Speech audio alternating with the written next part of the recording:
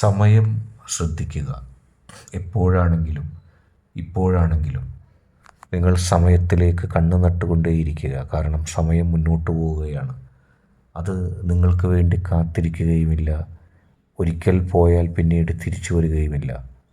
അങ്ങനെ ആരുടെ ജീവിതത്തിലും സംഭവിച്ചിട്ടുമില്ല. സംഭവിക്കുന്നത് അതിവേഗതയിൽ സംഭവിച്ചു കൊണ്ടേയിരിക്കുന്നു. പക്ഷെ ഓരോ നിമിഷവും, ഓരോ സെക്കൻഡും, ഓരോ സമയവും നിങ്ങളുടെയും എല്ലാവരുടെയും ഒക്കെ ജീവിതത്തിൽ വളരെ സുപ്രധാനമാണ്. സമയത്തിന് മാത്രം വില കൽപ്പിക്കുക.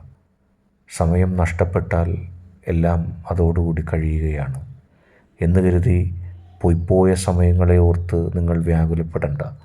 നിങ്ങൾക്ക് മുമ്പിൽ ഒരുപാട് സമയങ്ങൾ ഇനിയും മുമ്പിലുണ്ട്. പക്ഷെ നിങ്ങളതെല്ലാം ശ്രദ്ധിക്കുക. ഇനിയും സമയത്തെ ശ്രദ്ധിക്കാതിരുന്നാൽ സമയം നിങ്ങൾക്ക് വേണ്ടി കാത്തിരിക്കണമെന്നില്ല. അവസരങ്ങൾ സമയങ്ങളായി നിങ്ങളുടെ ജീവിതത്തിലൂടെ കടന്നു പോയിക്കൊണ്ടിരിക്കുകയാണ്.